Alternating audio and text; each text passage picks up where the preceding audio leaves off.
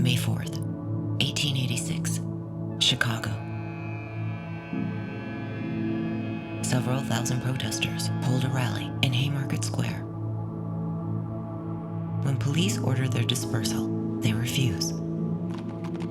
Mounted officers charge the crowd.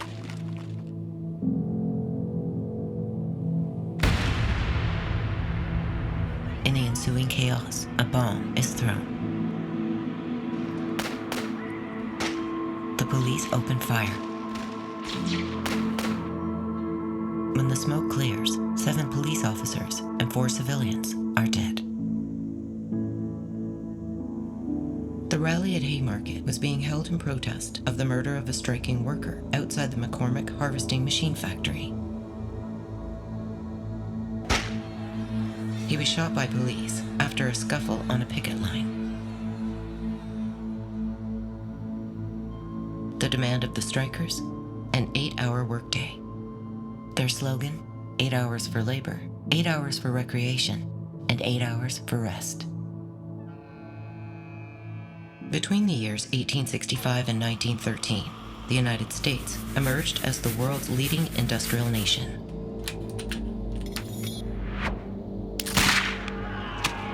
Prior to the Civil War, 61 hours of labor were required to produce an acre of wheat.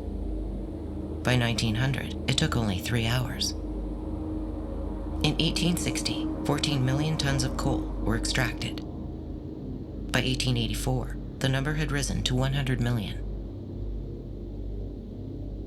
As profits increased exponentially, so too did the power of corporations.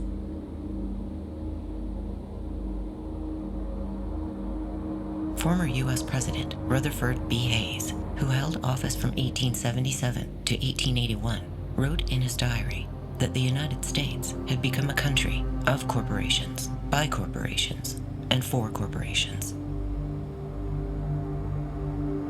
Industrialists and bankers such as John D. Rockefeller, Andrew Carnegie, and J.P. Morgan established monopolies in all of the major industries, earning them the epithet robber barons.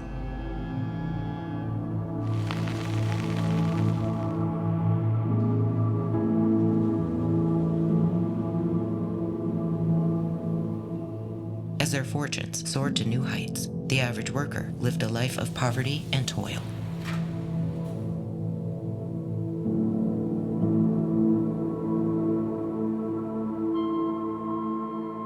At the time of the Haymarket Affair, the wealthiest 1% owned 51% of the nation's property, while the bottom 44% owned a meager 1.1%.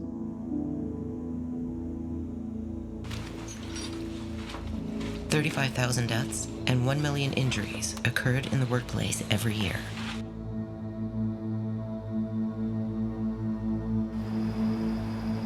Child labor was rampant.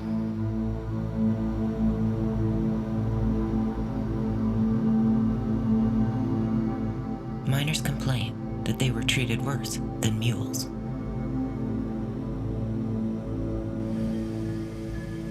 From the beginnings of the Industrial Revolution, some workers had begun referring to themselves as wage slaves. Having spent the first 20 years of his life under slavery, the great abolitionist Frederick Douglass originally rejected the term. By the late 19th century, he had come to embrace it. Experience demonstrates, he wrote, that there may be a slavery of wages only a little less galling and crushing in its effects than chattel slavery. This slavery of wages must go down with the other. 19th century English philosopher John Stuart Mill went further. I do not think it probable that working people will be permanently contented with the condition of laboring for wages as their ultimate state. To work at the bidding and for the profit of another without any interest in the work is, not even when wages are high, a satisfactory state to human beings.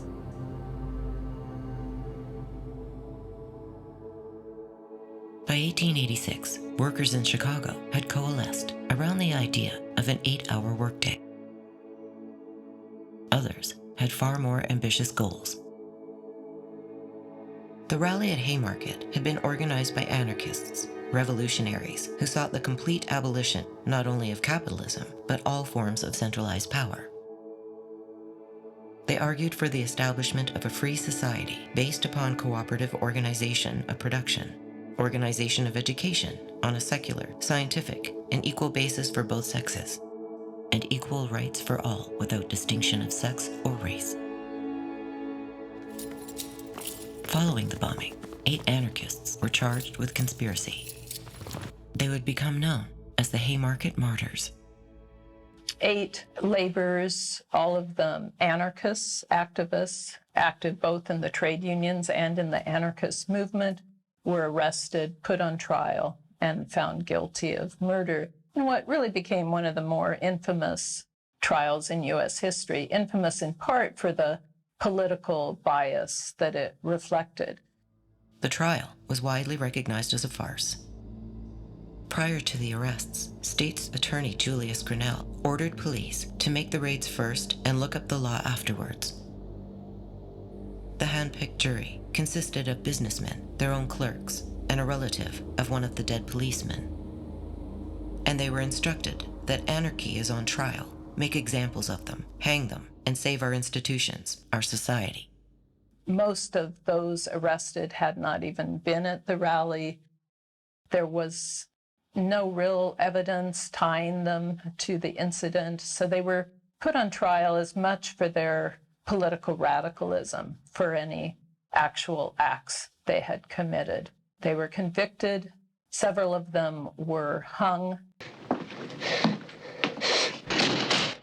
One committed suicide in his cell, and others ultimately had their sentences commuted and then were pardoned by the governor.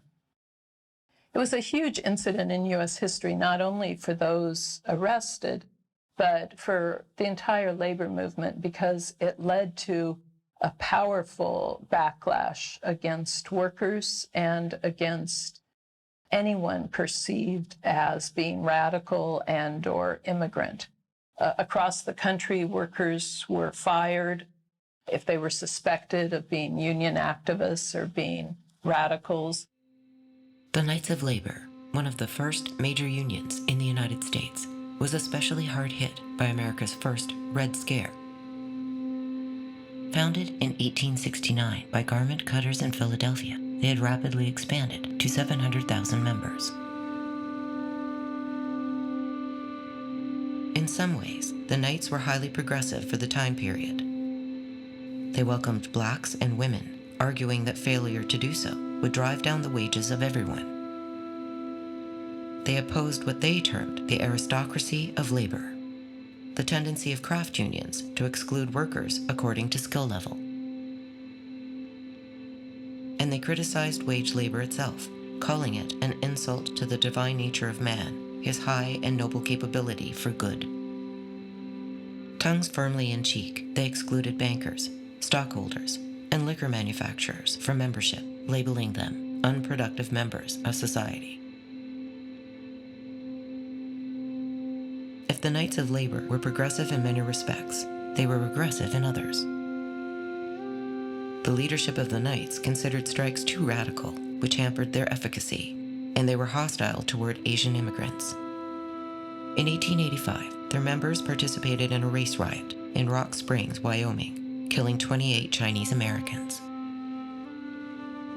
As a nation of immigrants, conflicts between immigrant and native-born workers had been a constant theme in American history.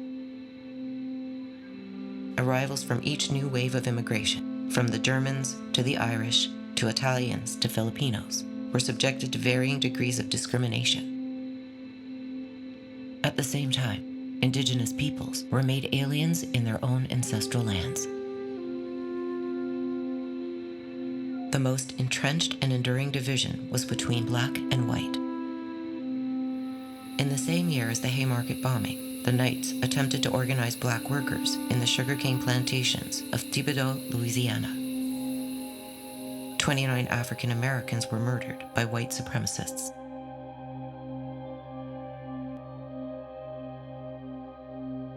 The increasing willingness of poor whites and blacks to work together in labor unions and political parties was a major factor in the rise of Jim Crow. Laws passed throughout the American South to enforce racial segregation. Ultimately, the Knights of Labor were ill-prepared for the massive task of organizing 750,000 people. The Red Scare, combined with their organizational limitations, produced a sharp decline in membership. By the mid-1890s, they were all but dead as an institution. Before his execution, Haymarket martyr Albert Spees delivered a speech before the court. "If you think that by hanging us, you can stamp out the labor movement, the movement from which the downtrodden millions, the millions who toil and live in want and misery, the wage slaves, then hang us. Here you will tread upon a spark, and here flames will blaze up. It is a subterranean fire. The ground is on fire upon which you stand."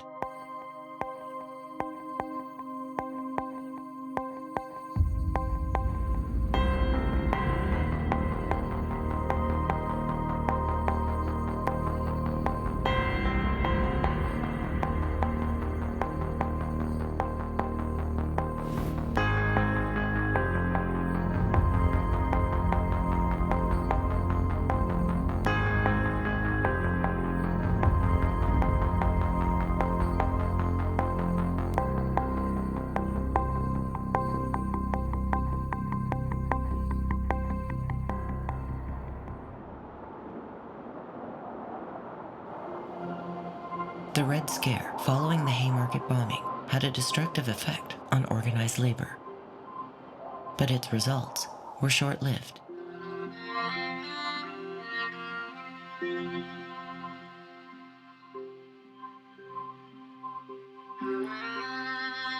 Over the next 2 decades, union membership grew exponentially, increasing 20-fold between the years 1886 and 1905, and resulting in over 35,000 separate strikes.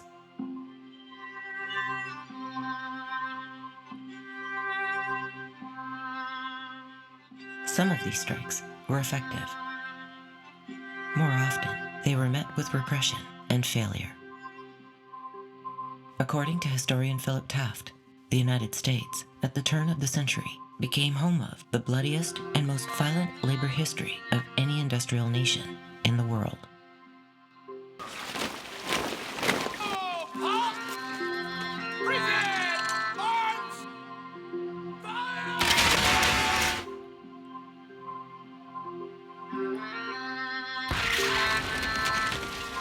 In 1894, 30 strikers were killed by U.S. Army troops during the Pullman Railroad strike.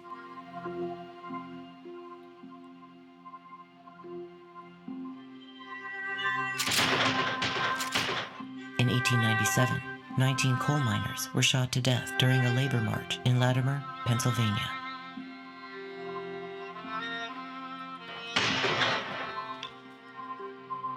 Most of the men were shot in the back while attempting to flee. In 1914, in Ludlow, Colorado, 12 children, 2 women, and 8 miners were murdered by the National Guard during a strike against John D. Rockefeller's Fuel and Iron Company.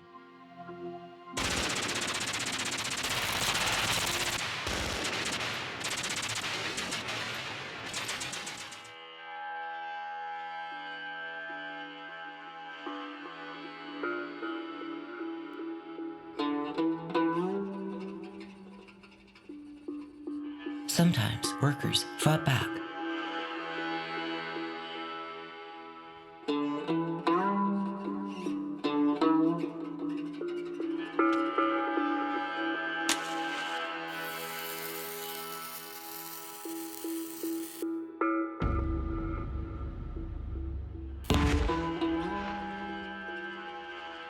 This occasionally took the form of bombings and assassinations, tactics that mostly had the effect of increasing state repression.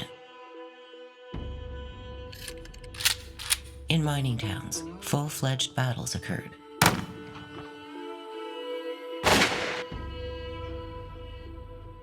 These eruptions of violence were not just caused by low wages and dangerous working conditions.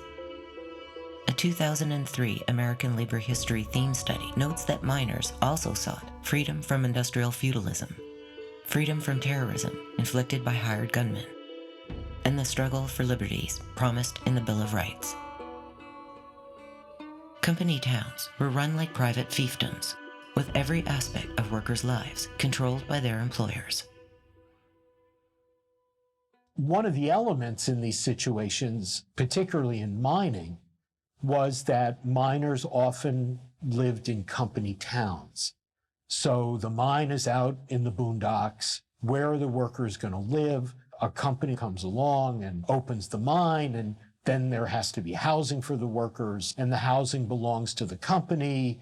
If there are schools, the schools are controlled by the company. If there's a sheriff, the sheriff is picked by the company. So when the workers went on strike, the company said, well, you can't live in these houses anymore, you're out. And this was the story from the Upper Peninsula of Michigan, across the Iron Range of Minnesota, across the copper region of Montana, into the copper, lead, and zinc regions of New Mexico and Arizona.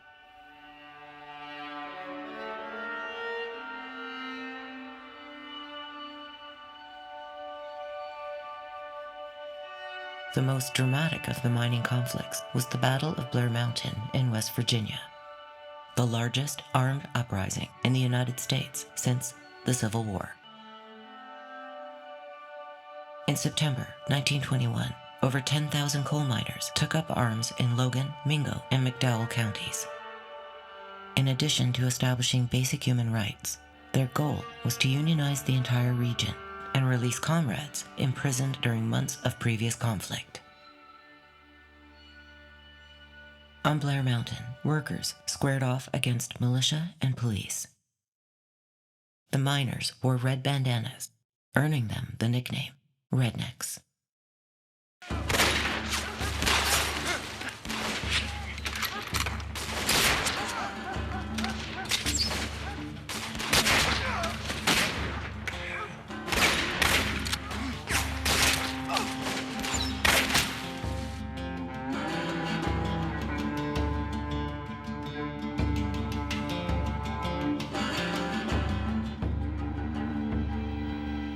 Coal companies went so far as to hire airplanes to drop explosives full of shrapnel on the rebels.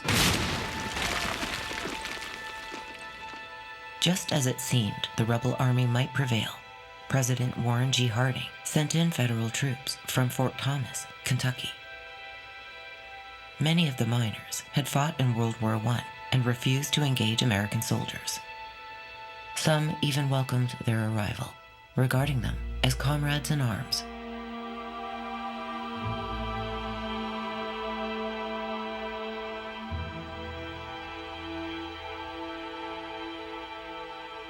Their trust was misplaced.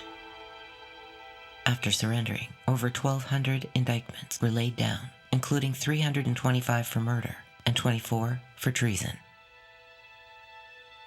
The public was sympathetic to the accused. Of the men convicted, most only served a few years in prison. The commander of the Miners' Army, Bill Blizzard, was first tried at the Jefferson County Courthouse in Charleston, the same building in which John Brown had been tried for treason in 1859. Brown had led a failed revolt against the institution of slavery in the United States and was subsequently hanged. Blizzard was eventually acquitted. All told, between 50 and 100 miners had been killed and hundreds wounded. 30 deaths were reported on the side of the coal companies. The Battle of Blair Mountain occurred at the tail end of what is commonly described as the First Red Scare, the campaign of repression against immigrants and radicals that erupted in the wake of World War I. In fact, Red Scares had been a constant theme in American history since the late 19th century. Violence has been a very important factor in controlling working people in the United States, from intimidation to outright repression. Sometimes that violence has come from the government and at different levels. The National Guard at the level of the state, sheriff's deputies and police at the level of local governments. Picket lines have been broken up. Union organizers have been thrown in jail and prison.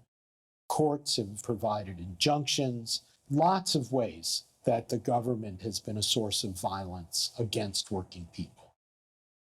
Powerful employers have also used violence against working people. They have hired private detective companies. They have hired private security guards. There were notorious detective companies like the Pinkertons or the Baldwin Phelps Company, which was active in the mining fields of West Virginia.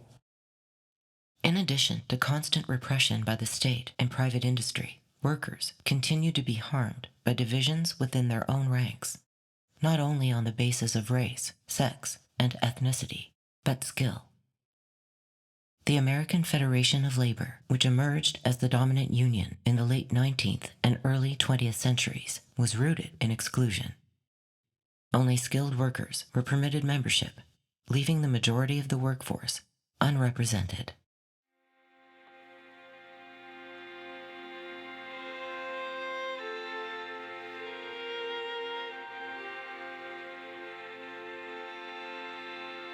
In 1905, in Chicago, a crowd gathered at Brandt's Hall for the first meeting of the industrial workers of the world. They would later be nicknamed the Wobblies.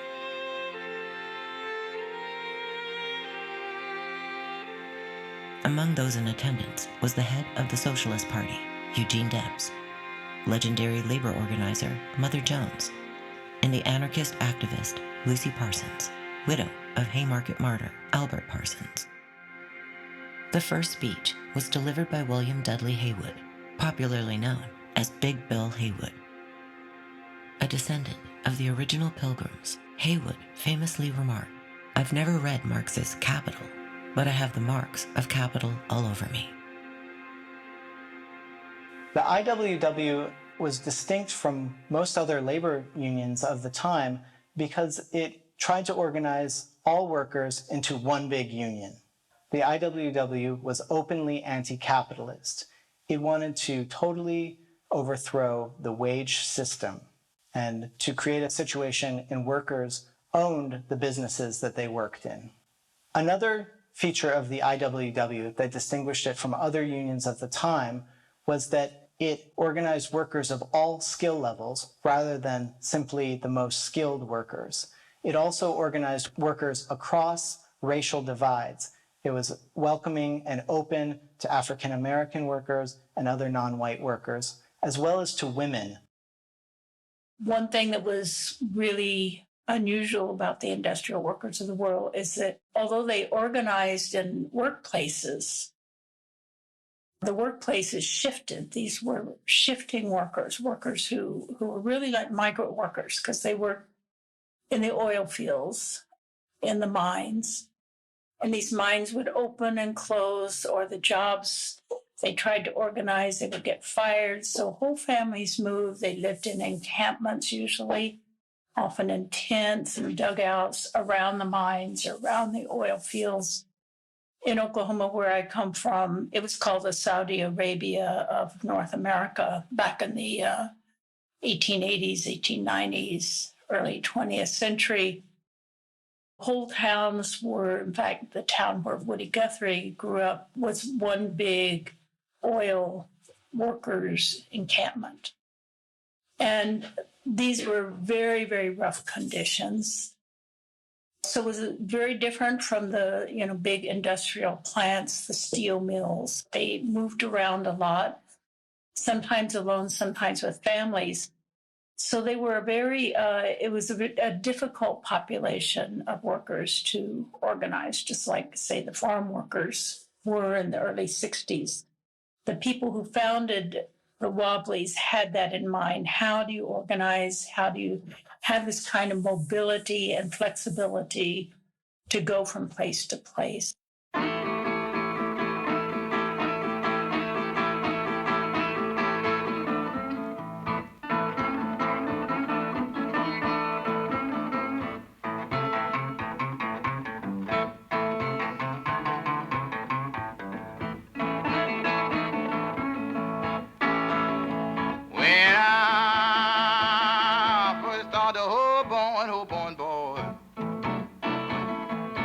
Took a freight train to be my my friend.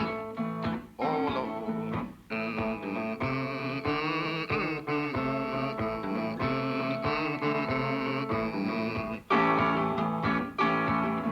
You know I oh, boat, oh, boat, oh, boat, oh, boat. Oh, boat a long, long ways from home. Oh, Lord.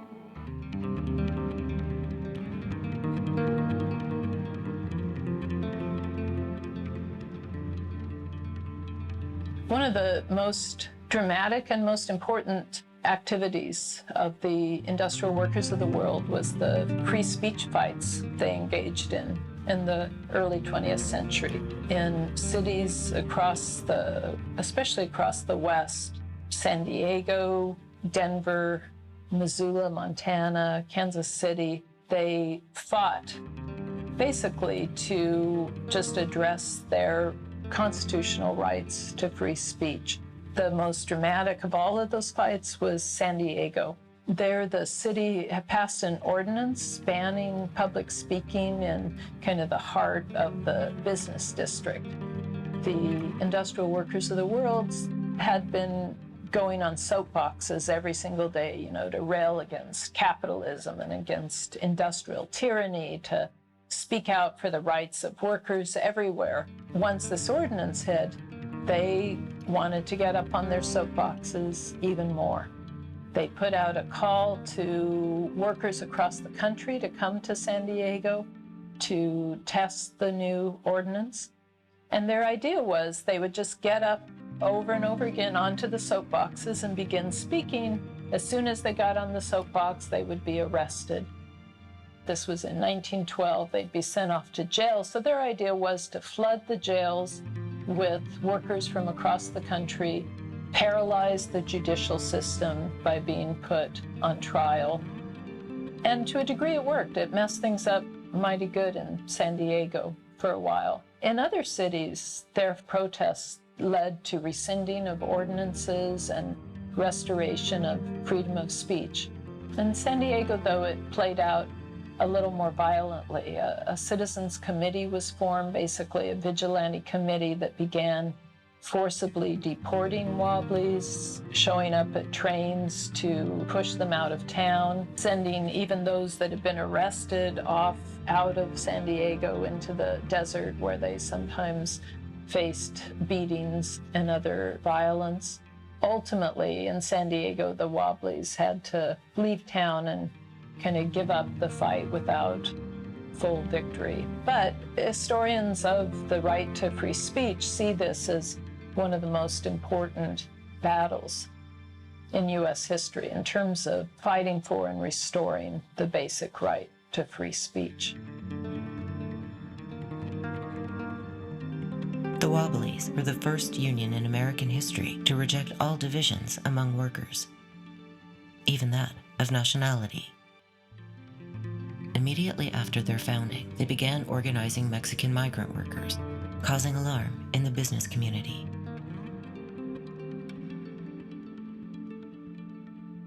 Prior to that time, a caste system had existed in the Southwest in which Mexican migrants were largely excluded from unions.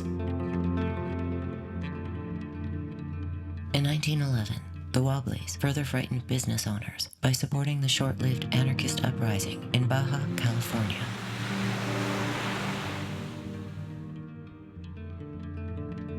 Known as the Maganista Rebellion after its leaders, Ricardo and Enrique Magón, it involved a plan to liberate the region from wealthy landowners and return it to the indigenous and working-class populations. Their rallying cry was Tierra y Libertad, or land and liberty. For business owners and politicians, the message was clear. The Wobblies were not just a union, they were a revolutionary organization. Although they maintained a firm commitment to nonviolence, the Wobblies were subjected to severe repression. These attacks were typically carried out by the police, but also by right-wing vigilantes, financed by local chambers of commerce and other business groups. The violence comes from the state and their, goons. in this period back at that time, I would say people in the industrial workers of the world were nonviolent in all of their activities. It didn't mean they didn't defend themselves personally when they could, but they were murdered, tortured, killed, hunted down, put in prison, locked up with a key, thrown away. All these trade unionists were, and it's really amazing the extent that they were able to use mass presence as a means of, organizing and self-defense. Despite this repression, the Wobblies continued to grow in strength. In the years leading up to World War I, they organized workers in industries as varied as lumber, agriculture, construction, and shipping. Officially, the Wobblies did not involve themselves in electoral politics. However, many of their members supported the Socialist Party.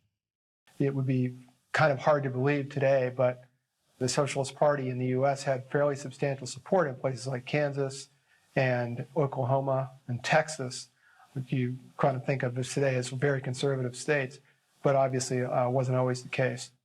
Several small socialist parties kind of formed together in, I think, 1901 to form the Socialist Party of the U.S. And then for the next 20 years or so, its main probably spokesperson, probably the best popularizer of socialism in U.S. history, Eugene Debs, ran several presidential campaigns against the two main capitalist parties. And in 1912, I think he got 6% of the vote.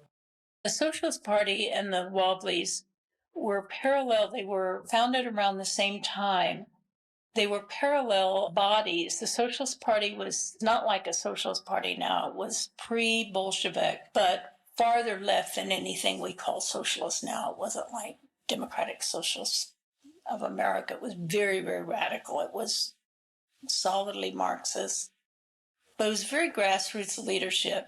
Eugene Debs was from southern Indiana, a small town guy and trade unionist. In Oklahoma, where I'm from, the Socialist Party was the largest per capita party of any state in the United States and the largest in numbers of socialists outside of New York. They controlled the majority, and they did that in many states. My little flag, this was the first flag of Oklahoma. It was the 46th state, and it was the red flag. As the Socialist Party expanded its influence, the labor movement also achieved landmark victories. One of the most important successes of the Wobblies was the Lawrence Textile Strike in 1912, which occurred shortly after the disastrous Triangle Shirtwaist Fire in New York. During the fire, 123 women and girls and 23 men and boys were killed. The tragedy was entirely avoidable. The victims would have escaped, but their employer had locked the stairway doors to prevent unauthorized breaks and potential theft of company property. Horrified onlookers watched as women jumped to their deaths from the 10th floor of the Ash Building at Washington Place.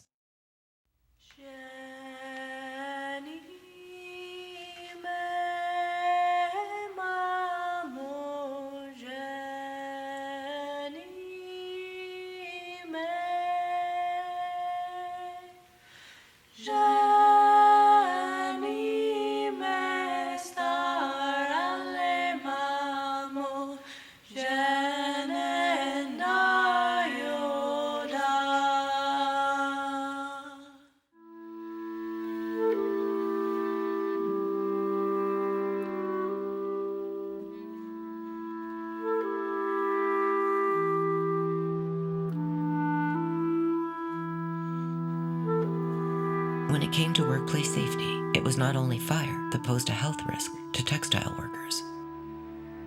Many grew ill from breathing in toxic fibers. On average, textile workers died 20 years earlier than the national norm.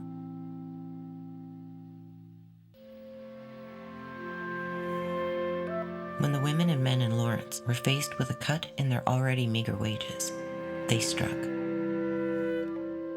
Led by Wobblies such as Big Belle Haywood and Elizabeth Gurley Flynn, aka rebel girl, the Lawrence Textile strike involved thousands of people from over 40 different nationalities. They maintained solidarity throughout the bitter winter of 1912. Faced with violent assaults by the police, state militia, and even U.S. Marines, the strikers not only reversed the pay cut, but achieved a raise in wages with overtime pay. 250,000 textile workers in New England achieved similar pay raises in the months to follow. At the height of the conflict, a labor organizer and poet named Arturo Giovannitti delivered a speech before strikers. He called it the Sermon of the Common. Blessed are the rebels, for they shall reconquer the earth. Blessed are they which do hunger and thirst after equality, for they shall eat the fruit of their labor. Blessed are they that do battle against wrong, for they shall be called the children of liberty. A few years later, workers in the United States would listen to very different sermons as they prepared to do battle against their counterparts in Europe. During World War I, religious leaders in each country declared that God was on their side. When a stalemate occurred in France, leading to the horror of trench warfare, one French unit built an underground chapel.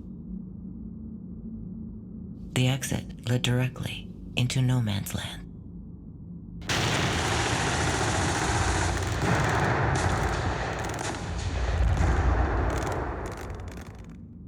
Philosopher Dwight MacDonald observed, American radicalism was making great strides right up to 1914. The war was the rock on which it shattered.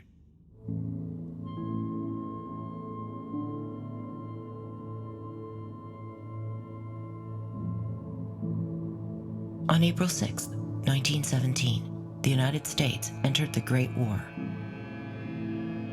Over 100,000 Americans would be killed before the armistice of 1918, and over 200,000 suffer life-changing injuries.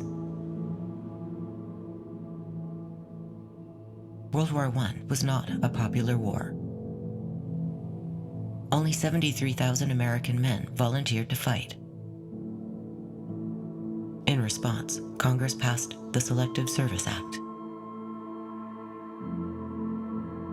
The new conscription law required military service for men aged 21 to 30, and 1 year later, 21 to 45. Less men in the United States volunteered to fight in World War I than were conscripted, with 2.8 million being forced to serve. In order to combat anti-war sentiment, the US government launched one of the largest propaganda campaigns in history. Known as the Creel Committee, after its head, George Creel, its goal was to whip the American population into a nationalist fervor. Or in Creel's words, one white-hot mass instinct.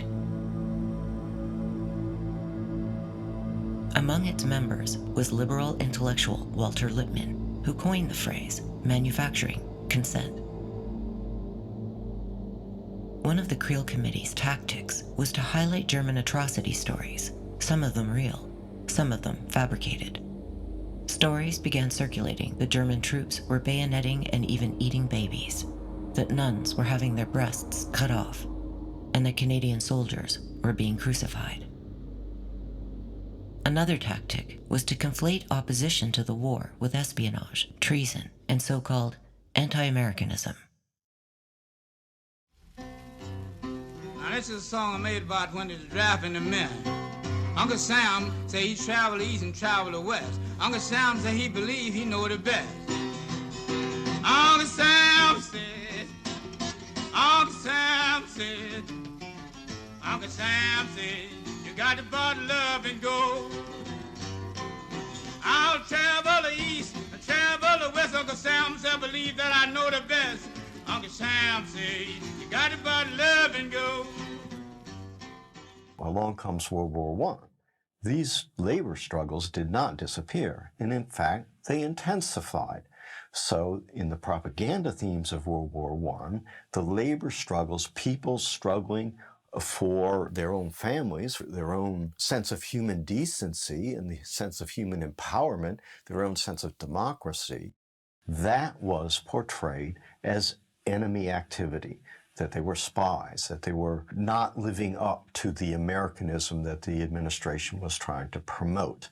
So in that context, the Wobblies, which were a radical type of unionism, became enemy number one and were systematically hunted down, put in prison, and eventually many of them were deported. In the summer of 1917, the U.S. government passed the Espionage Act, which allowed for the arrest of people who interfered with military recruitment or conveyed information with intent to interfere with the operation or success of the armed forces of the United States. Offices of the Wobblies were raided across the country, their assets seized, and their leaders arrested. Over 100 were charged with trying to sabotage the war effort on behalf of Imperial Germany. The historical record proves that the charges were utterly false. According to American law professor Ahmed White, the trials of IWW leaders were based on the introduction of inflammatory and prejudicial evidence.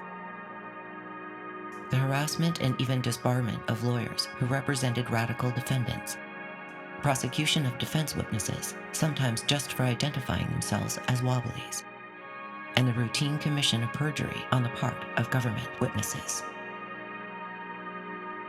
The Wobblies convicted under the Espionage Act were given long prison sentences, in some cases up to 20 years. The portrayal of radical labor leaders as traitors made their already hazardous position one of extreme danger. On August 1st, 1917, a group of vigilantes lynched the Wobbly leader, Frank Little. Tied to the bumper of a car, wearing only his underwear, he was dragged down the street, bludgeoned in the head with a rifle, and strangled to death. His body was found hanging from a railroad trestle.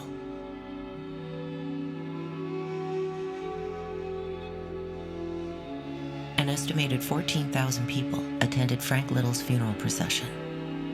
His grave marker reads, "Slain by capitalist interests for organizing and inspiring his fellow man." The Wobblies were not the only group that came under attack during the Great War. Also persecuted were German immigrants, civil libertarians, religious pacifists, and socialists of all stripes. The leader of the Socialist Party, Eugene Debs, was himself charged and imprisoned after delivering an anti-war speech.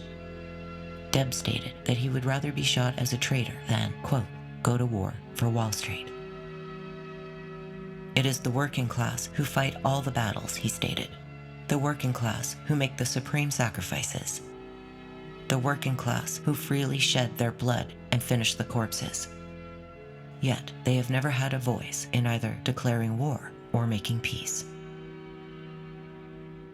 Following his arrest, the Washington Post declared that Debs is a public menace and the country will be better off with him behind bars. He spent 2 years in the Atlanta Federal Penitentiary. In 1920, Debs audaciously ran for president while incarcerated and received almost 1 million votes.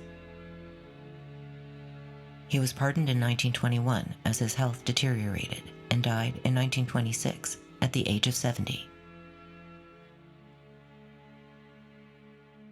We can date the Western peace movement from about 1812 or 1814, where it simultaneously began in the US and in Britain, shortly after in other countries. There was a lot of dissatisfaction with the wars that those people in those countries were involved with, whether it be Napoleonic wars or whether it be the War of 1812, which wasn't all that popular among many Americans. And people began thinking about this thing called war. Was this something that humanity was fated to be engaged with forever, or is it something we could get rid of? And this is an abolition movement that began very similar to the movement for the abolition of slavery. And there was a lot of interaction between the two. There were a lot of people who belonged to both of those abolition movements. But in my view, it's World War I, about a century later, that put war in a situation of crisis, a legitimacy crisis, that people began to think, do we really need this? Is this really a good thing? And how about the war party, the people who are pushing it all the time? How do we feel about them? In World War I in Europe, it was mainly ruling classes, traditional ruling classes, that began that war and that directed it. And by that I mean traditional aristocracies who still had considerable power in 1914, and also what some call the haute bourgeoisie, major capitalists. But all in all, this was a major crisis of legitimacy for war as an institution, and for those who had promoted it and who had rather enthusiastically roused the ardor of their populations so that this great adventure could take place. And so on went the slaughter. Battle of the Somme. The first day of the Battle of the Somme, July 1st, 1916, 60,000 British casualties. 4.5 months the Battle of the Somme went on, over 1 million casualties, meaning men killed and wounded. And remember that wounded isn't something romantic. It's not like, hey, it's just a flesh wound. A lot of these were disfiguring, major, depressing, demoralizing wounds, mental as well as physical.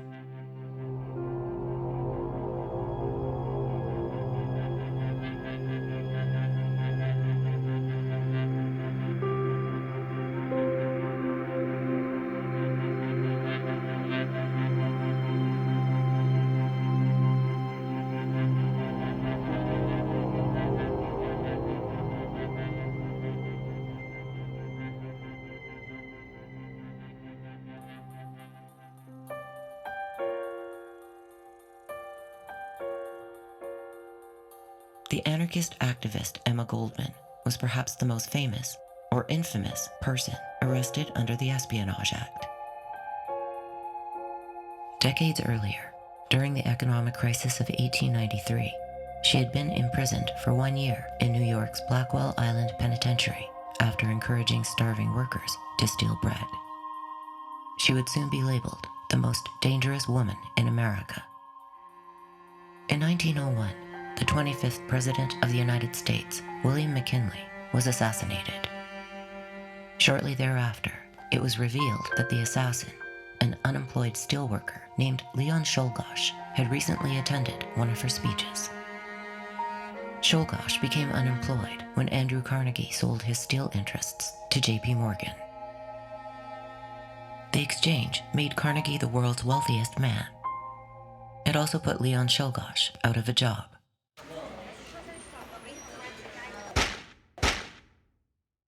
Remarkably, Goldman refused to condemn the assassin. Referring to McKinley as the president of the money kings who had betrayed the trust of the people, she denounced him for the Spanish-American War of 1898.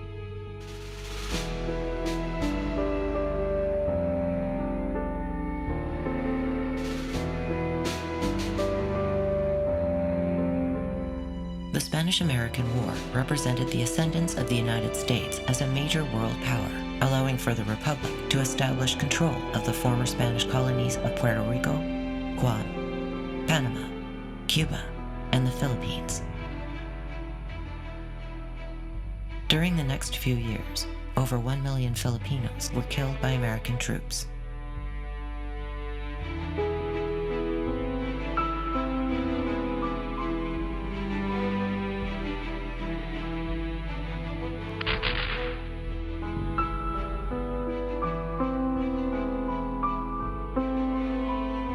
Mark Twain condemned the occupation of the Philippines as an atrocity. Returning home after 10 years abroad, he became vice president of the newly formed Anti-Imperialist League. Said Twain, "I am an anti-imperialist. I am opposed to having the eagle put its talons on any other land." Leon Czolgosz was executed in 1901 by a ghoulish new invention, the electric chair. This recreation, filmed as a promotional video for Thomas Edison's film company, shows Czolgosz's final minutes.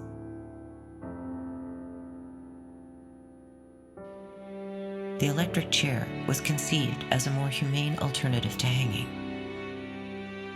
It would later be classified as cruel and unusual punishment. For her part, Emma Goldman was arrested on the very same day as the passage of the Espionage Act. Her newsletter, Mother Earth, was forced to shut down, as was virtually every other anti-war or radical publication in the country.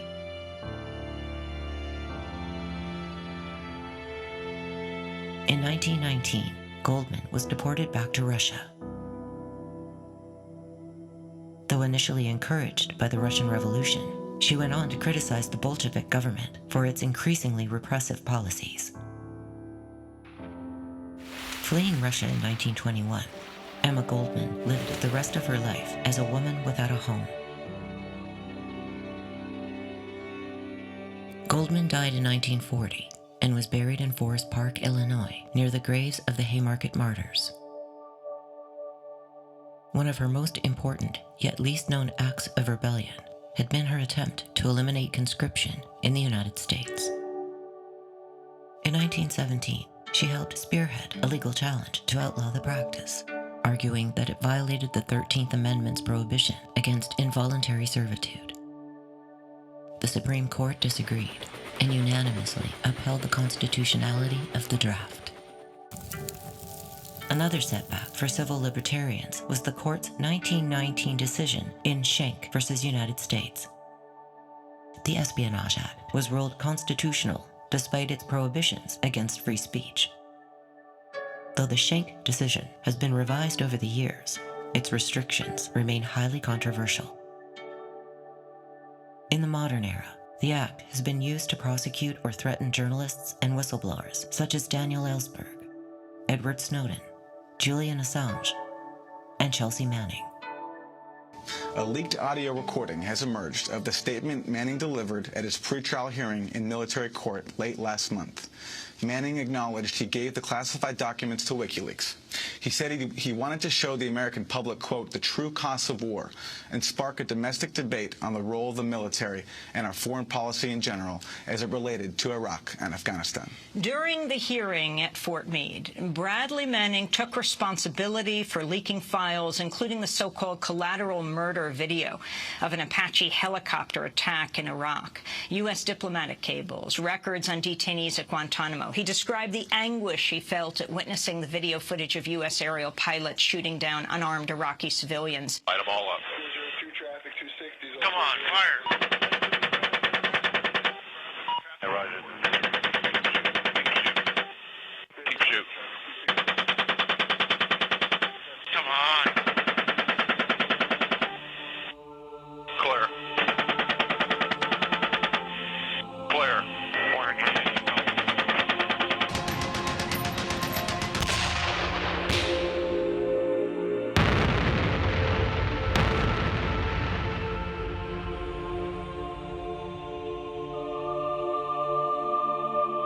On November 11, 1918, World War I came to an end. Globally, over 40 million people had been killed or injured. The soldiers who survived would face not only physical but psychological scars that lasted a lifetime.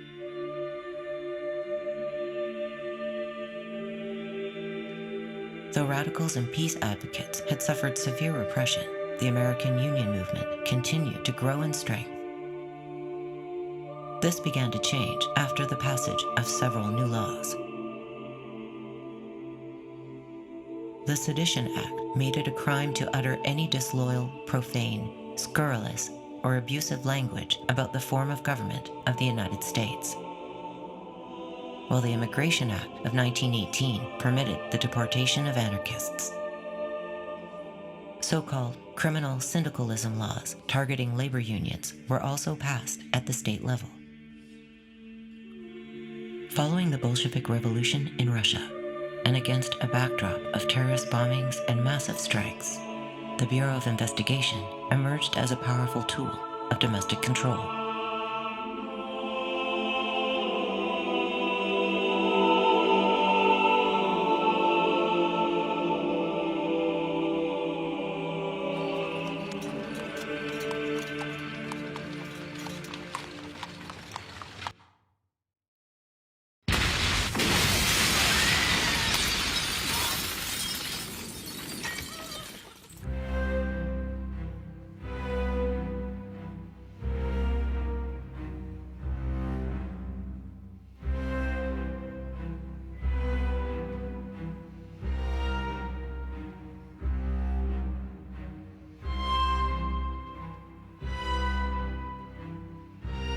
In April 1919, package bombs addressed to a series of business leaders, justice officials, and newspaper editors were intercepted by police. Among the targets were John D. Rockefeller Jr. and J.P. Morgan Jr. A handful of bombings had rocked the United States during previous months. According to authorities, they were committed by anarchists devoted to a strategy called propaganda by the deed. There were, of course, different factions among radicals in the United States. And they, to some degree, they fought one another. But mainly what they were fighting was the capitalist system and the police authorities and the corporate spies, the industrial spies, that stood in the way of a more just society.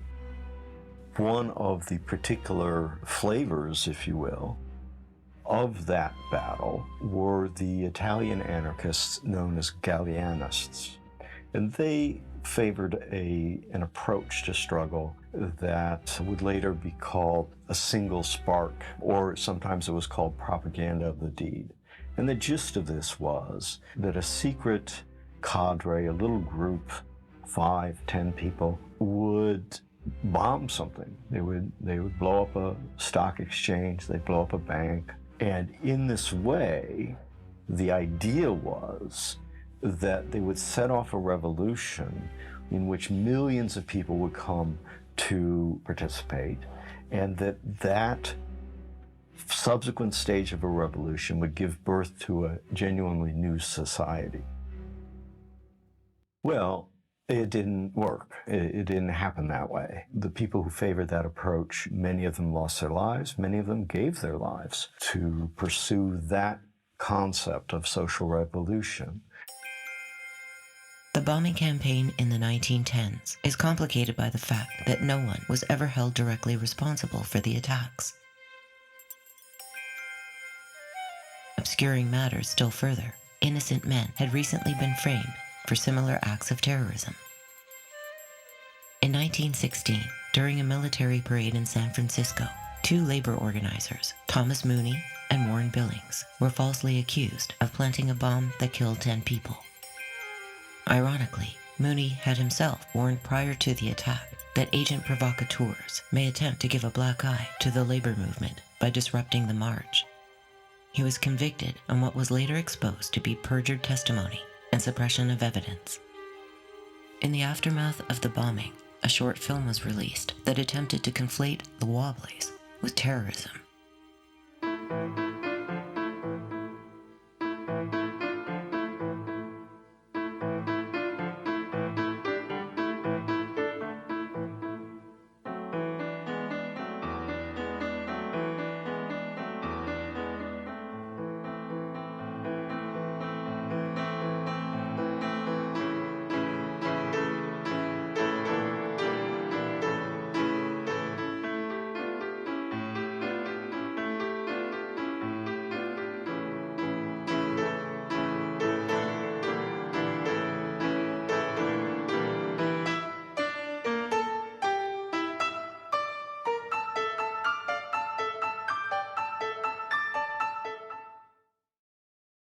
Thomas Mooney and Warren Billings spent 23 years in prison for a crime they didn't commit.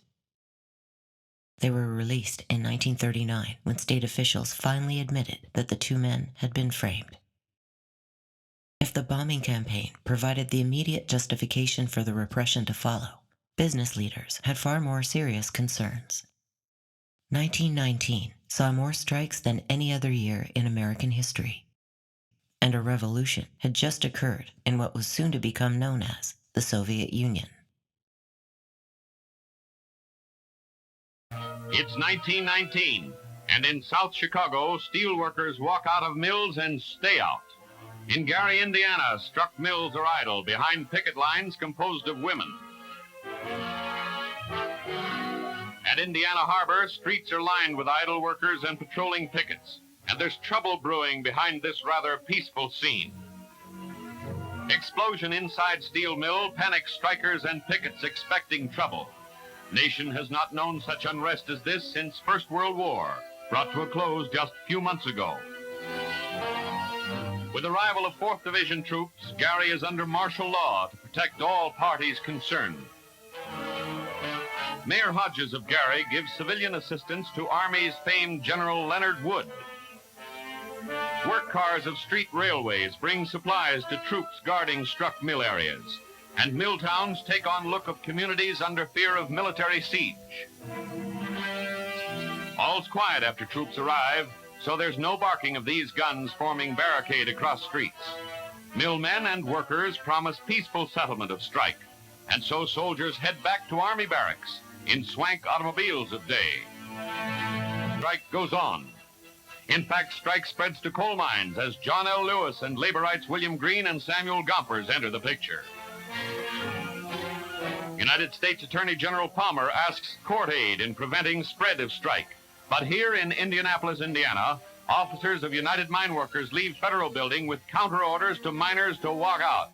1919 was the most strike-prone year in all of American history. That is, the highest percentage of workers went on strike in 1919. I think it was like 22.5% of all workers went on strike. It's a very, very tumultuous period, driven by the way work was changing, by the way corporate power was changing by the way more and more workers were learning the language of rights, claiming their rights, and the ways that these conflicts were being brought into workplaces.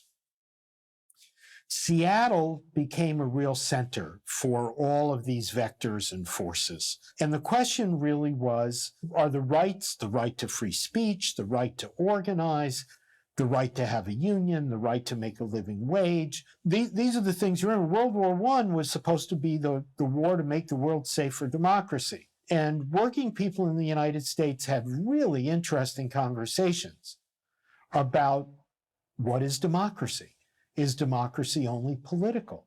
Is democracy having the freedom to be able to find a better job? Is democracy having the freedom to be able to be secure in your older age? Is democracy cultural? Should workers be able to find plays and poems and books that reflect their experiences and not only the experiences of the wealthy? And so there's what we might call a robust discussion about what is democracy. And so that's coming together in Seattle, which was a major both manufacturing and transportation center. And there's a great labor newspaper in Seattle, edited by a woman, Anna Louise Strong. And her newspaper is becoming a voice for these debates and arguments among workers and this really congealing working class identity. And there is a Seattle Central Labor Council that includes people who are also involved with the IWW. So in other parts of the country, the American Federation of Labor has really tried to emphasize its separation from workers of color, immigrants, women, from this radical labor organization, the IWW. But in Seattle, the ingredients come together and create one unified movement with a great deal of intellectual and cultural energy in it. And they have a showdown with like all the employers in Seattle about what are the ground rules going to be. Are you going to recognize unions? Is there going to be an 8-hour day? Are workers going to have the right to free speech? We're going to push on all of these issues and have one big conflict. What labor historians, some of us, have looked at in terms of what went on in Seattle that seems so interesting is that the minute that Seattle workers went on strike, and this idea of a general strike, everybody goes on strike at once. And then they immediately confront the question, aren't there some of the things that we do that if we stop doing these things, other working people will suffer? Who's going to run the hospital? Who's going to deliver milk to families that have infant children?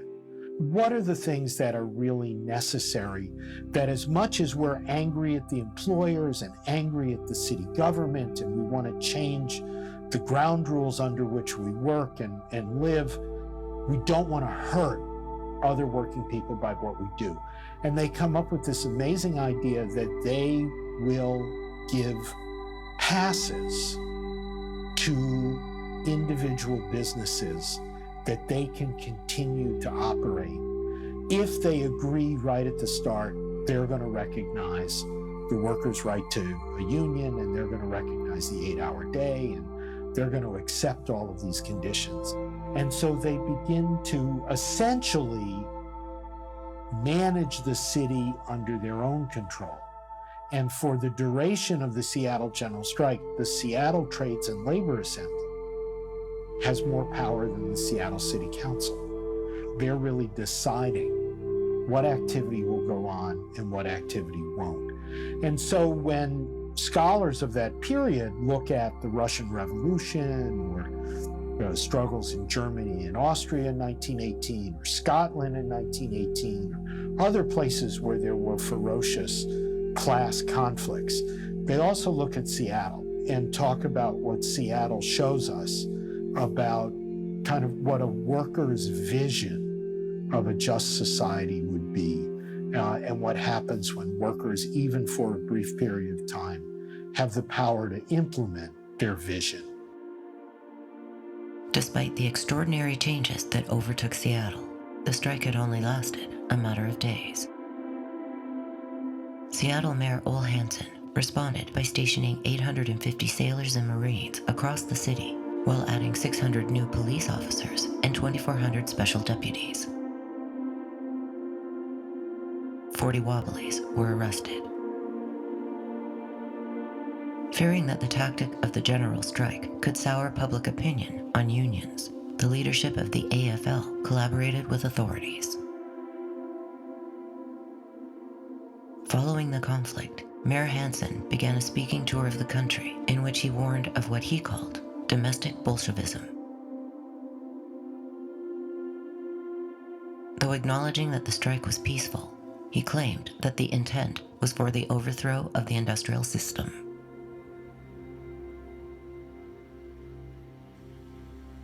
The Red Scare of 1919 targeted activists across the country, purging unions of their radical and therefore most dynamic elements, while allowing for the deportation of immigrants with radical beliefs. It was led by Attorney General A. Mitchell Palmer and the Bureau of Investigation, later to become the FBI. At the time of its founding in 1908, the Bureau was composed of only 34 agents operating out of Washington, D.C. During World War I and the Red Scare, its budget increased 7-fold. A new radical division was created, renamed the General Intelligence Division, or GID. It was headed up by a young J. Edgar Hoover. The GID was assigned the task of collating information about radicals collected by Bureau agents, the State Department's Consular Service, military and naval intelligence, local police, and so-called patriotic citizens. The GID quickly produced an astonishing 200,000 cross-indexed cards on 60,000 dissidents across the country. The main targets were labor activists, but also included pacifists like Jane Addams, supporters of Irish independence, and groups devoted to African American rights, such as the NAACP. Among those monitored was Helen Keller, the first deaf-blind person to earn a Bachelor of Arts degree. She was also a socialist. During the Palmer raids, thousands were arrested and jailed under conditions that a later report characterized as grossly unconstitutional. The 1923 document, prepared by a group of distinguished jurists, explains, under the guise of a campaign for the suppression of radical activities, the Office of the Attorney General, acting by its local agents throughout the country and given express instructions from Washington, has committed continual illegal acts. Wholesale arrests, both of aliens and citizens, had been made without warrant or any process of law. Men and women had been jailed and held incommunicado without access of friends or counsel. Homes had been entered without search warrant, and property seized and removed. Other property has been wantonly destroyed. Working men and working women suspected of radical views have been shamefully abused and maltreated. Thousands of people were detained during the Palmer raids, and hundreds deported. The Washington Post declared, "This is no time for hair splitting over infringements of liberty."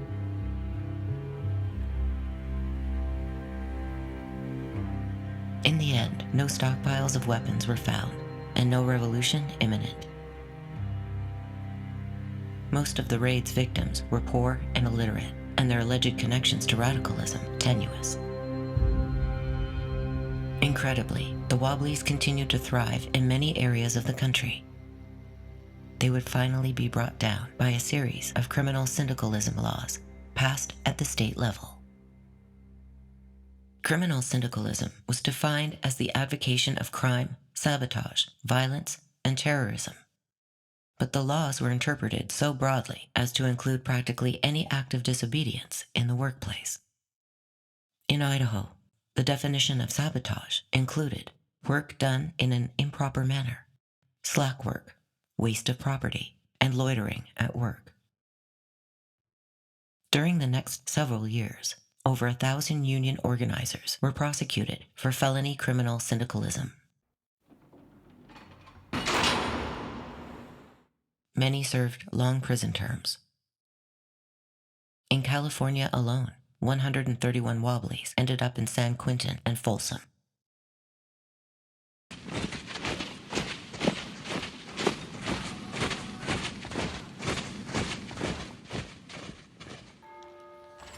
The exclamation mark of the Red Scare occurred on September 16, 1920. Hidden in a wagon, 100 pounds of dynamite exploded outside the offices of J.P. Morgan Bank on Wall Street.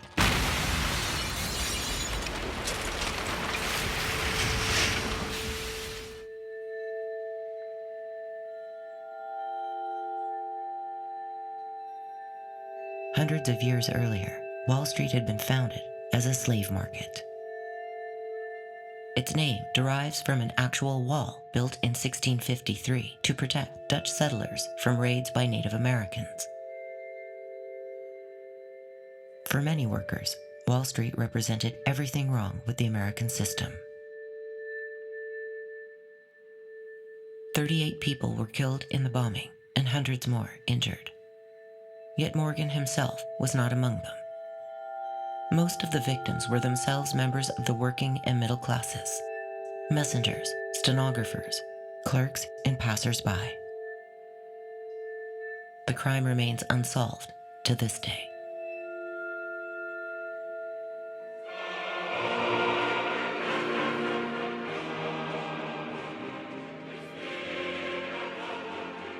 In the 1920s, communism began to displace anarchism and democratic socialism as the dominant political philosophy among American radicals.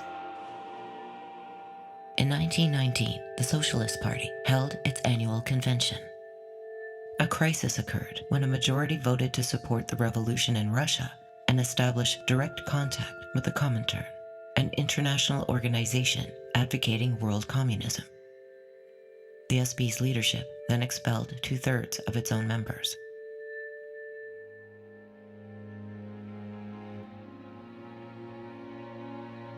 In a bid to avoid persecution and prove their loyalty, mainstream unions purged their membership of people with radical beliefs. In 1923, the leadership of the United Mine Workers expelled all communists. In 1924 and 25, the carpenters and machinists unions followed suit.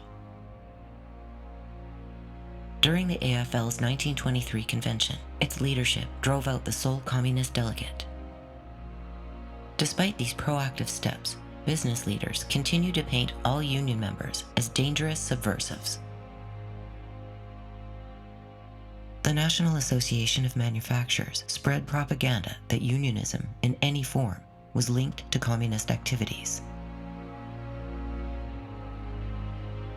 Bethlehem Steel refused to sell its product to contractors who were, quote, so unpatriotic as to hire union labor.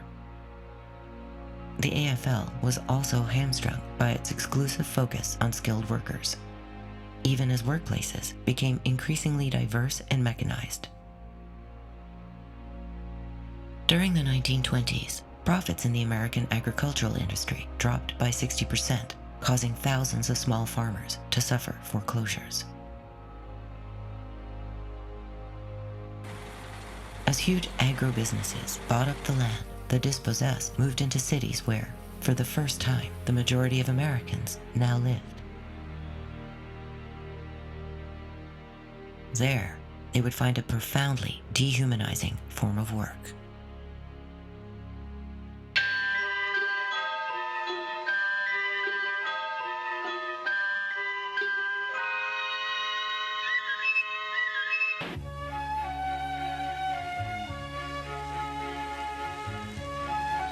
Small engines needed a new type of precision. The skilled men who built them belonged to craft unions and worked at their own pace.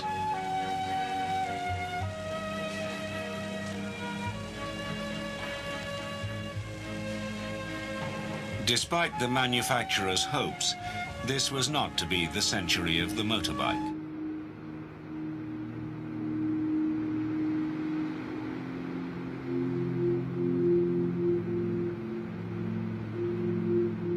During the 1920s, the assembly line became a fixture in the automobile industry. The production methods of Henry Ford were rooted in the ideas of a mechanical engineer named Frederick Winslow Taylor. In the late 19th century, Taylor sought to reduce every action performed in the workplace into individual units of production. Workers were reduced to the position of cogs in a machine. Taylorism and Fordism served three basic functions: to reduce the bargaining power of skilled workers, to increase efficiency, and to enforce discipline on the factory floor. The new era of mass production saw productivity shoot up between 1914 and 1927 by 55% in iron and steel, 178% in auto manufacturing, and 292% in rubber. Yet the gargantuan profits did not trickle down to the men and women at the bottom. Some workers were compensated with an increase in wages, but only at the price of becoming virtual automatons.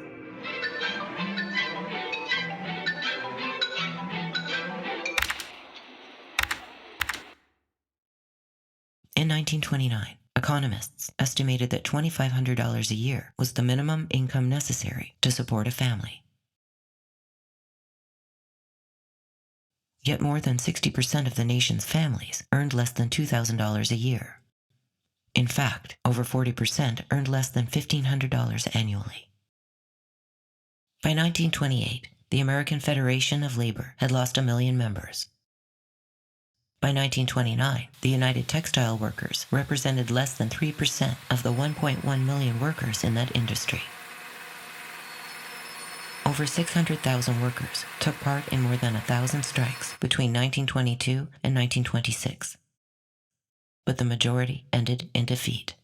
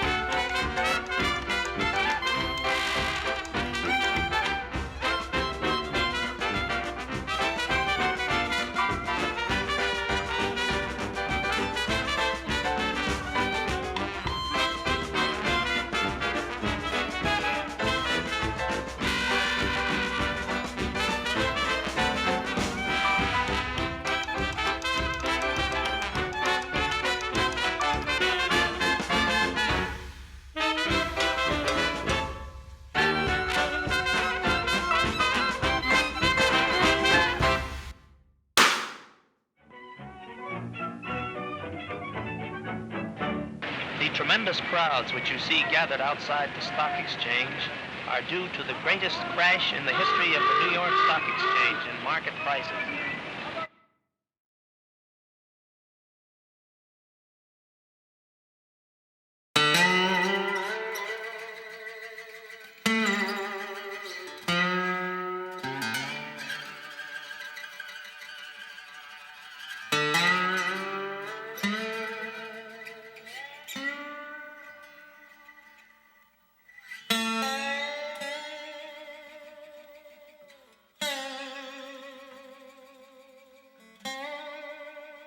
Working people in the United States were drawn into the Great Depression beginning in the fall of 1929 with really no safety net. There was no unemployment insurance, no welfare system, no Social Security. Workers largely did not have pensions. They were dependent upon whatever they could piece together with their family members, friends, neighbors to try to survive. It's a level of poverty that I think most of us have never seen on a social scale. Workers struggled with the way that charities in the United States, like the Red Cross and the Salvation Army, operated with a moral framework that said that there were the deserving poor and the undeserving poor. And so if you showed up at one of these places to try to get a basket of food, they interrogated you about your lifestyle and about what had led you to be out of work as if it was your fault.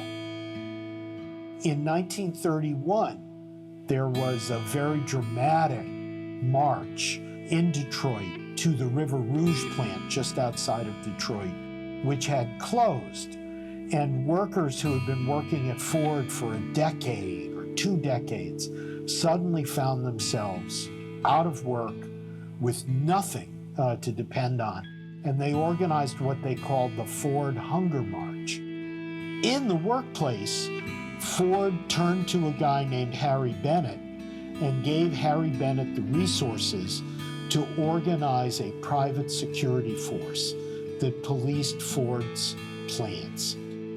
When Ford began to close plants in the early 30s, and workers began to protest and to demand either that the plants remain open or that they be provided with food and some sort of unemployment benefits, Bennett's armed guards often broke those demonstrations up.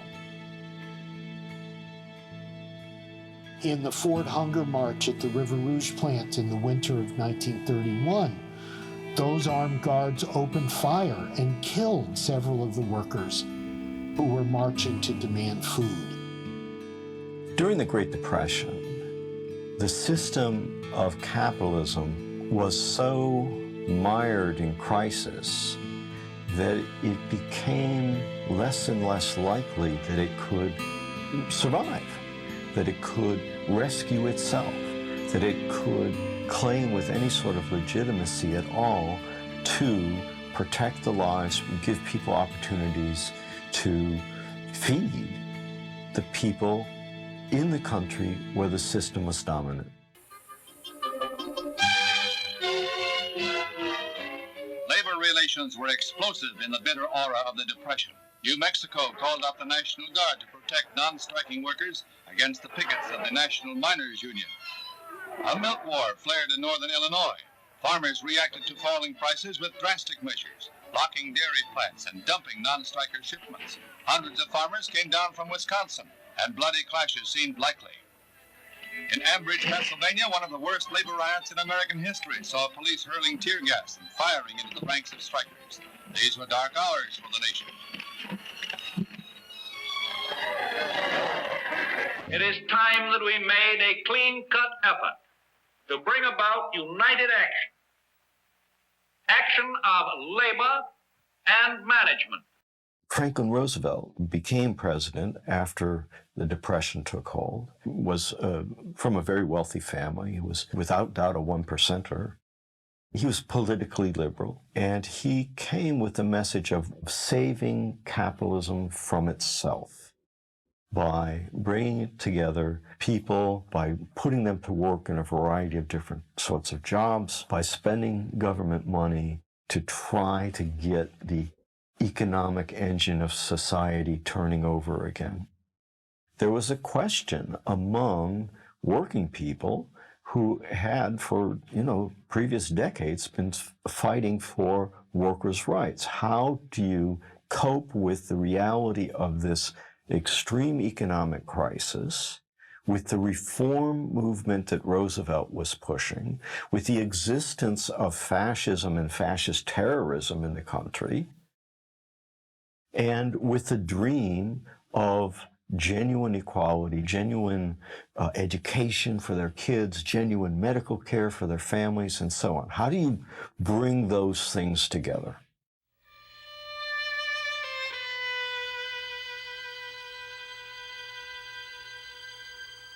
In 1934 was a very important year in American labor history that saw workers in a number of places organize massive strikes in response to the poverty of the Great Depression, to the ways that those who even still had jobs found employers cutting their wages again and again, threatening them that they could be replaced by somebody who was even more desperate. So 1934 saw this great strike in Minneapolis of truck drivers and warehouse workers, a great strike in San Francisco of longshore workers and warehouse workers, a great strike in Toledo of workers who made auto parts, and a great strike across the South in the textile industry. And one of the things that makes it so interesting was that the textile industry had only come to the South in the 19-teens, running away from workers' union strikes and organizing in Massachusetts, New Hampshire, Connecticut, Rhode Island, and it really was the first runaway industry, moved from New England to the South, where they took advantage of racial divisions in the workforce to control the white workers that they employed in the textile mills. But in 1934, those white workers, many of them women, organized and launched this great strike to demand union recognition and living wages. They failed, but they set a tremendous standard and inspiration for other workers in the South and in the textile industry. I think that the context is important. This year, 1934, these great, broad, quasi, if not fully general strikes laid a foundation in workers' experiences and in workers conceptualizing what kind of union do we need to be powerful in relationship to these employers and to the government. These strikes led to critical developments in 1935, such as the birth of the CIO, of a new kind of union, the industrial union, and led the United States Congress to pass a law called the National Labor Relations Act in 1935, also known as the Wagner Act because it was written by Senator Robert Wagner of New York, which provided a peaceful mechanism whereby workers could gain union recognition. All of those developments in 1935 grew out of what had happened in 1934. Despite its power, the Federation's membership of 3.5 million represents only 10% of U.S. labor, for the most part skilled artisans, the aristocracy of labor, organized in small but powerful craft unions. Noteworthy exception in the Federation is the coal industry. For under John L. Lewis, the nation's 500,000 coal miners are gathered not into small unions organized by crafts, but into one great industrial union comprising 95% of all coal workers. Not in the Federation of Labor are the 30 million unskilled workers, the rank and file of labor in the nation's great mass production industries, oil, textiles, rubber, steel. The dominant faction, I think it's fair to say, were what were called craft unions. And these are people who have specialized skills inside of factories, inside of projects where they can organize with each other to protect people who have those skills and to ensure that their salaries are livable salaries, or at least compared to the industrial workers, to find some means of social advantage and social advancement. That was the American Federation of Labor. Then there was a rival philosophy that was in many respects descended from the Wobblies of the previous parts of the 20th century. And that was called industrial unions. That's what the CIO was. And the CIO, it would organize anybody at a work site, all the employees at the work site, and had a much more radical vision of both labor and democracy in the United States. The workers of this country want representation. They want organization. They want participation. They want protection. They want employment. And they're going to have those things through the leadership and the instrumentality of this new labor movement that you're forging.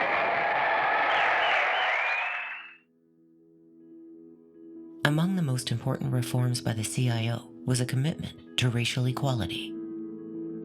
CIO official Philip Murray promised that there shall be no discrimination under any circumstances, regardless of creed, color, or nationalities. Though anti-racism did not always win the day, the explicit rejection of racial discrimination by union leaders was hugely important for African Americans. During the 1940s, average incomes among Black people rose from 40 to 60% that of whites. A long way from equality, but a big step in the right direction.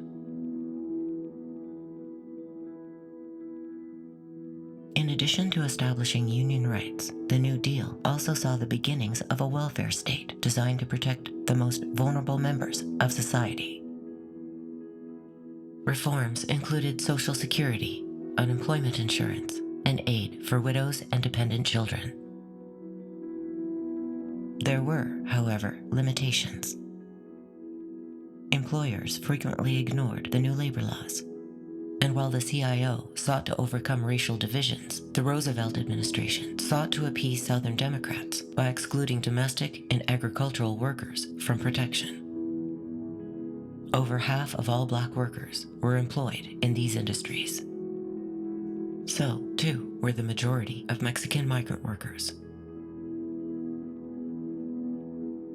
It would not be until decades later that workers in these fields would be afforded some degree of human rights.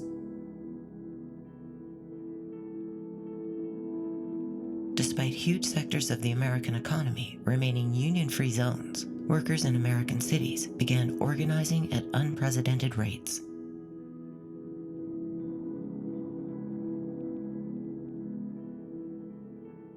Millions flooded into the CIO, where they challenged America's most powerful corporations. As union membership exploded and victories mounted, a new radicalism took hold among ordinary Americans.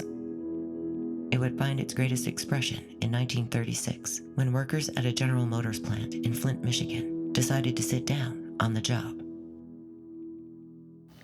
The break came one day in December. Workers at the Fisher Body plant punched in as usual. An ordinary day. Then something happened.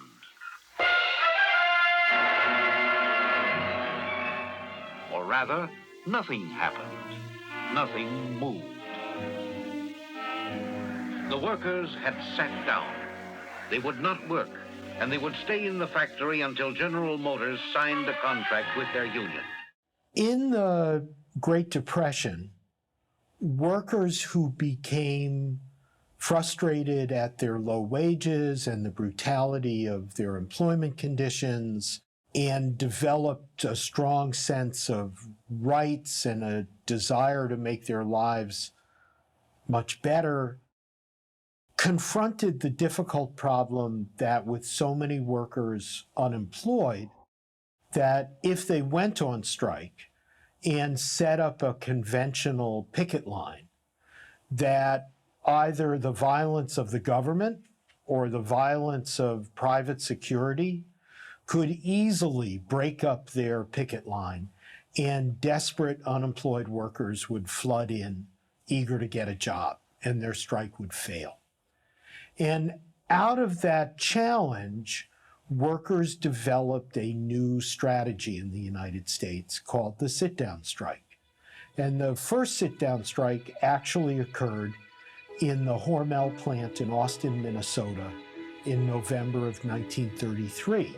And there, the workers took over the plant, stayed in for a long weekend, demanded that the company executives come in and negotiate with them in the plant, and creatively used their control over the cooling system to threaten the executives that anytime they turned down a demand from the workers, that the heat would come up and the meat would begin to spoil.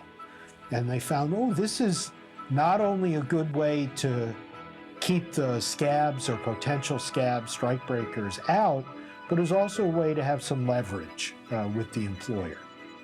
So the idea of sit-down strikes began to spread among workers as a strategy. And one of the places it was used with a great deal of drama and effectiveness was in Flint, Michigan at the General Motors plant.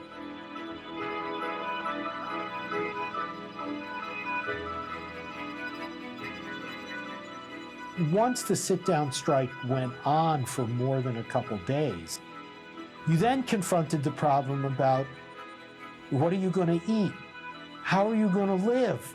And so there was a very impressive women's auxiliary that was part of the Auto Workers Union in Flint. And they organized ways to smuggle food into the men. But the women became very involved, and they had great tactics like distracting the detectives and the deputies and calling their attention off over here, and so that they could sneak some food in over there.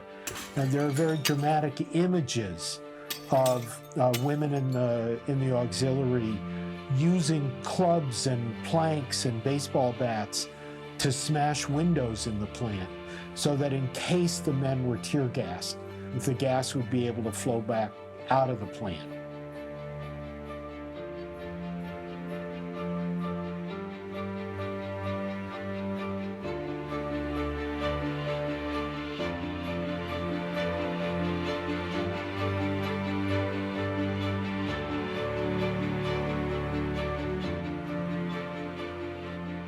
After a failed siege by police, the Union leadership called for a siege of their own. They asked for solidarity from other auto workers across the country. The workers delivered. From Oakland to Georgia to Cleveland, strikes paralyzed GM operations.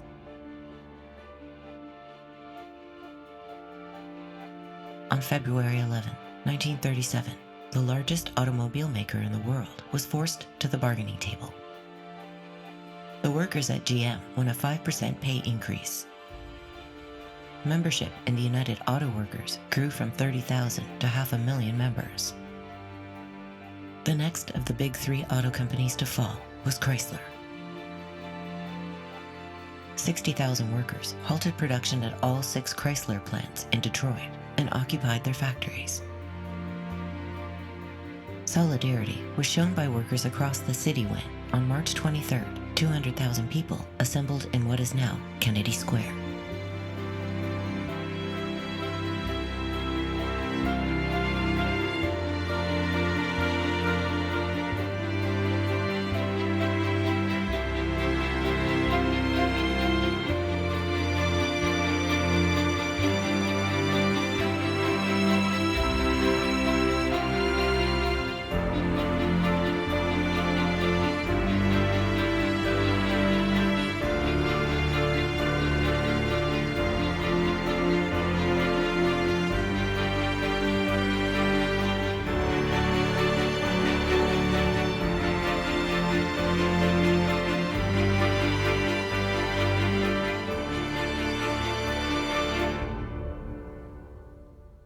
When the unions inspiration through the workers' blood shall run. There can be no power greater anywhere beneath the sun. Yet what force on earth is weaker than the feeble strength of one? But the union makes us strong. Solidarity forever. Solidarity forever. Solidarity forever. For the union makes us strong. Is there aught we hold in common with the greedy parasite who would lash us into serfdom and would crush us with his might? Is there anything left to us but to organize and fight? For the union makes us strong. Solidarity forever. Solidarity forever. Solidarity forever. For the union makes us strong. It is we who plowed the prairies, built the cities where they trade, dug the mines and built the workshops, endless miles of railroad laid. We stand outcast and starve amidst the wonders we have made, but the union makes us strong. Solidarity forever. Solidarity forever. Solidarity forever. For the union makes us strong. All the world that's owned by idle drones is ours and ours alone. We have laid the wide foundation, built it skyward stone by stone. It is ours not to slave in, but to master and to own, while the union makes us strong.